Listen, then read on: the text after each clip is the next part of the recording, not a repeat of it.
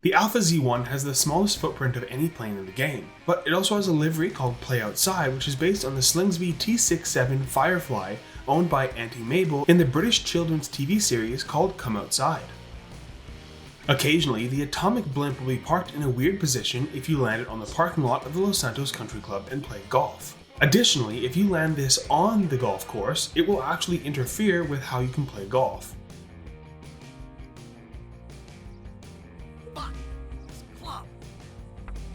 But those are just 2 of the 46 airplanes in the entire game, and we're going to give you a fact for every single one. The Avenger surprisingly has 4 different models: the regular Avenger, the Prop Avenger, the upgraded Avenger, and the upgraded Prop Avenger. So here's a couple facts that apply to all of them. To start, the Avenger is manufactured by Mammoth, but it was listed in Wars.Cash Cash and Carry as a heavy vehicle. This wasn't fixed until the Southern San Andreas Supersport series. The Avenger is also listed as a helicopter in the creator because the vehicle cannot land in flight mode due to the size of the rotors and how they'd hit the ground. If you try to land with the rotors forward, they will always automatically go to upright as soon as they touch the ground. When deploying and retracting the landing gear, the animation on the wheels will freeze for a very brief moment. And moving to the upgraded Avenger, the model on the upgraded version has faster landing gear animation, so if you play them side by side, you'll notice that it is slightly faster. When the B-11 Strike Force first came out, it used the standard aircraft icon, despite the fact that it had its own unique icon in the game files. This was later fixed, so the aircraft will now correctly be displayed on the map. However, when requesting it through the interaction menu, the on-screen message will still display the standard aircraft icon. The Bessra is a jet without any weaponry. Despite this, the jet aiming HUD is still present on the control panel inside the cockpit. This is most likely a developer's oversight as a result of the Bessra's control panel being reused from the laser, but it could also indicate that the Bessra is a lead-in fighter trainer jet, which would make some sense, I suppose. For the nightclub blimp, it should be noted that every nightclub named blimp is exclusive to the player's nightclub of the same name. If you change the name of your nightclub, the blimp will also change to match it. Therefore, it's impossible to acquire all of the liveries at once. On top of that, during the nightclub management mission, Play Music, the blimp may spawn with an exclusive DJ livery. Unfortunately, these are also unobtainable, and the livery depicted on the blimp depends on the player's current resident DJ. The cargo plane is the largest plane in the entire game, and during the mission Minor Turbulence, Ron claims that it has 4 jets. However, the plane has 4 pods containing 2 jets each, giving it 8 jets in total. So, I'm not sure what Ron was talking about. You know, the cargo plane's got 4 jets, a 200-foot wingspan. Flying that high is gonna draw attention! Another version of the cargo plane was released with the Drug Wars DLC, but that had working dials and new details. The plane is largely identical to the standard cargo plane, but it has Russian markings and aircraft registration numbers found on the fuselage and tail fin that were removed. The aircraft also has functional gauges inside the cockpit, unlike its standard counterpart. The Cuban 800 has counter-rotating propellers, as they turn in opposite directions. This is typically quite unusual for general aviation twin-engine aircraft, since both propellers usually turn to the right. So maybe it's an oversight, or maybe I just don't know enough about planes. An added fact is that the description on Nolita's Travel says that the plane is worth $32,000, which contradicts its actual price, which is $240,000. This was fixed in GTA Online. The Dodo has some broken spawn points, and although I couldn't get them to work for me, apparently some of the Vinewood Hills spawn points spawn the plane upside down, rendering it impossible to be piloted. On top of that, the maroon livery appears to have its registration code partially offset. This is most apparent when you look on the left side of the plane, as the N on the registration number is actually partially cut off. The Duster's pesticide sprayers are actually attached to the wings in a really weird way. Majority of the sprayers themselves are attached to the right wing, even the ones on the left. So if you bust off the right wing, you'll notice that parts of the sprayers on the left wing will disappear. And if you break off the left wing, you'll notice parts of the sprayers will continue to float next to the plane.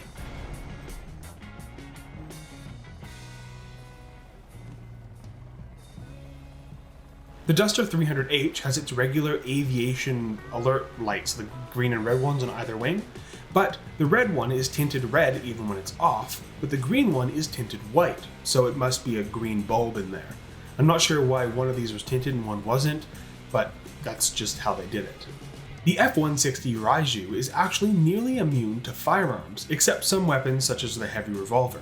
Unfortunately, this high bullet resistance was fixed with the Chop Shop update, though destroying the plane with the player inside will not count as a kill by the attacker and will instead count as if the plane was destroyed naturally, but it will still take longer than just using a rocket or railgun.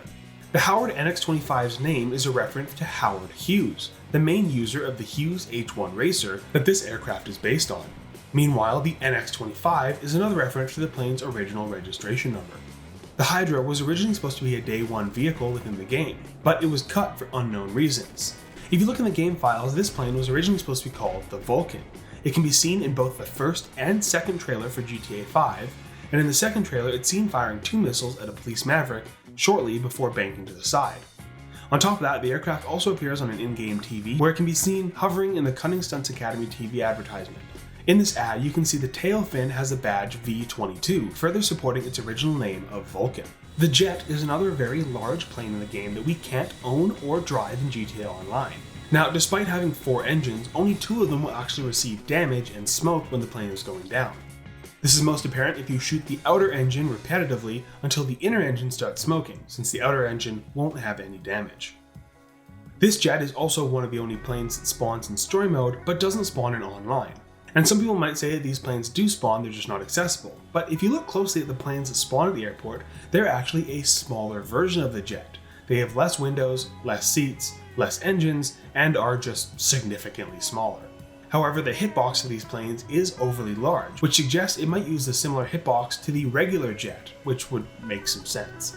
The LF-22 Starling has some liveries that have registration codes on either side of the rear of the plane. But if you apply the Falcon 1 livery, the registration VF-10A is used, but on the right side, the A is cut and seen behind the right wing. The Luxor, when it was brought to the enhanced version of the game, has a strange triangle-shaped texture found on the interior. This is seen in the front row of the seats, and the texture shape bears slight resemblance to the Speedify logo. This was not seen on the original version of the game or in the expanded and enhanced version. As for the Luxor Deluxe, despite its description, it is not made of solid gold. Gold is a very heavy metal, and would be completely unrealistic to build a plane out of solid gold. It's more than likely coated in a gold paint job, or has gold lining on the exterior. This is further hinted at on a loading screen in the game that states it's exclusively finished with golden paint. The Mallard has some unique liveries, but in the content creator, the red and white livery is labeled Aerobats, which is different from when you're customizing the plane. Occasionally, the Mammotus will have its taxi lights remain on, even if the aircraft itself is destroyed, blown up, or just falls apart. This doesn't happen every time, but occasionally you'll notice those lights will still be blinking. The Miljet features a unique stall warning alarm during the flight school lesson that you use this plane for. Now, I tried getting these flight school missions to spawn, and for some reason, they just don't exist in my game anymore.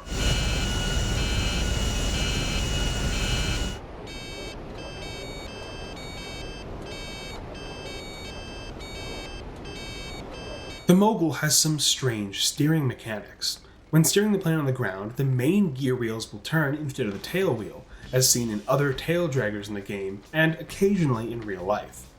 The Nimbus has a slight offset with the hatch of its nose landing gear, resulting in small gaps and the hatch itself being past the center when closed. I'm not sure how this made it into the game, because once you see it, you'll never be able to unsee it. This is just such an eyesore from underneath. The P-45 Nakota comes stock with 6 guns. Despite this, only 4 of them actually work, the inner guns and the outer guns, with the middle ones not actually firing anything. This is likely because the outer guns match that of the Annihilator and Night Shark, which is reused, and the middle ones are just there for cosmetics. The P996 Laser's nose gear wheel seems to slightly clip through the fuselage when the landing gears are up.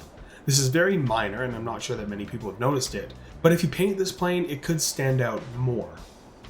The Pyro was originally supposed to have some kind of booster upgrade in a similar manner to the LF-22 Starling, Tula, Mogul, or the RM-10 Bombushka, so it was meant to have JATO. In addition, there is an afterburner option that can be selected in the content creator, but it doesn't have any effect on the plane during testing or actual gameplay. On top of that, the anti-collision lights on the Pyro are incorrect, with the red light being on the right wing and the green light on the left. The RM-10 Bombushka's social club listing incorrectly says that it has 4 seats, but we know it has more than that.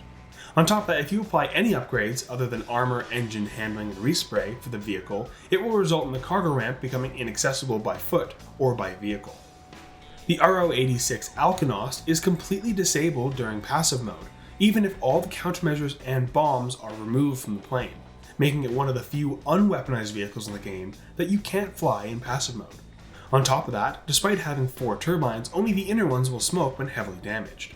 The Rogue is the Mamba of the sky. I just don't like it.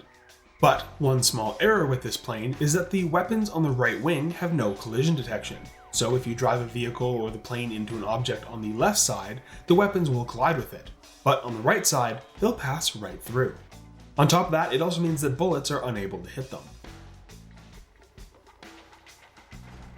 The Sea Breeze is one of the best aquatic planes in the game, and this is because it can actually dive underwater and none of its flaps or other parts will be damaged when exiting the water. This allows it to dive fairly deep and pop back up without any problems, unless you land upside down. On top of that, it also shares the same wheel design as most industrial trucks, such as the Mule, Benson, or Phantom, which is also present on some other aircraft. The Shamal's headlights are located on its landing gear, but if you look closely, only the left landing gear has correct textures, as the light on the right side is missing its actual light cover texture. Regardless, it doesn't affect how the light works, just how it looks. The Streamer 216 has a second identical version of the model that exists in the game files. It's called the 216C Streamer, as opposed to Streamer 216. This model is completely unused, and unlike the model in-game, it doesn't have a low detail model, likely a result of an export issue. The presence of the C within the model name of the unused version suggests that the vehicle's name was changed from Streamer 216C to just Streamer 216. The Titan can be seen on an advertisement for Warstock Cash and Carry, and it has an olive drab paint, light blue bottom, and white vertical stabilizer. On top of that, if you steal this plane from anywhere on the map and online, and fly over Fort Zancudo, you will always get a 2-star wanted level, even if you own a hangar or if the Titan was stolen from outside the base.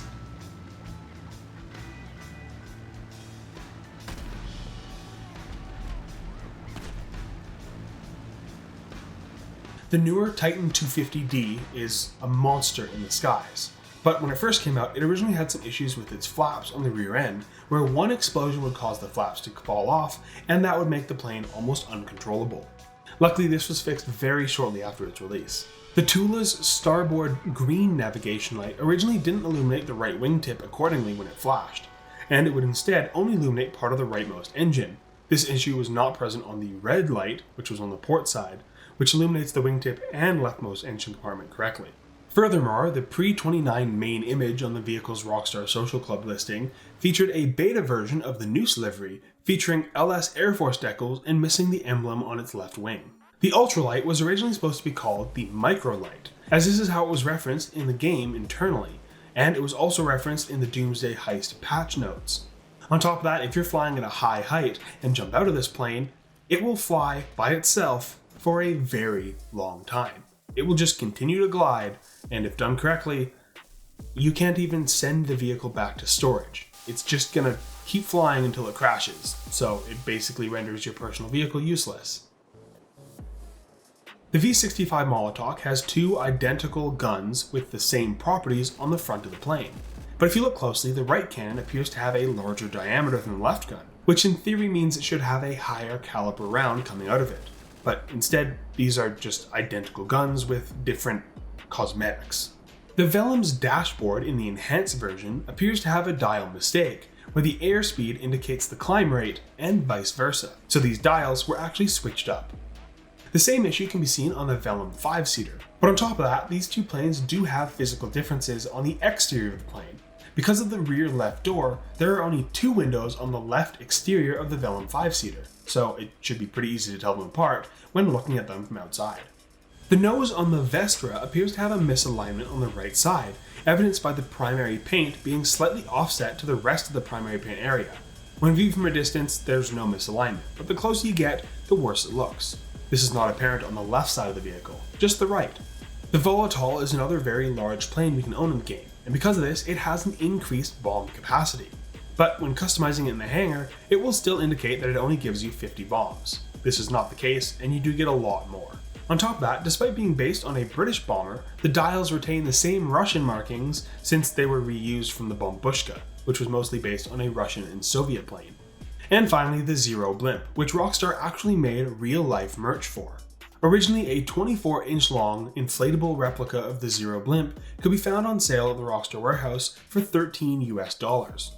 This makes it the second GTA vehicle to be replicated in a piece of merchandise, the first being the Buckacherz burrito keychain. On top of that, when ordering this blimp in story mode, the woman on the cell phone will say Atomic Blimp. This is likely just to reuse dialogue from the Atomic counterpart in the game. Now, if aerial vehicles are your thing, you can see all of the helicopter facts here, and if you want more land vehicles, here's all of the off-road cars that you can watch. One fact for every single vehicle.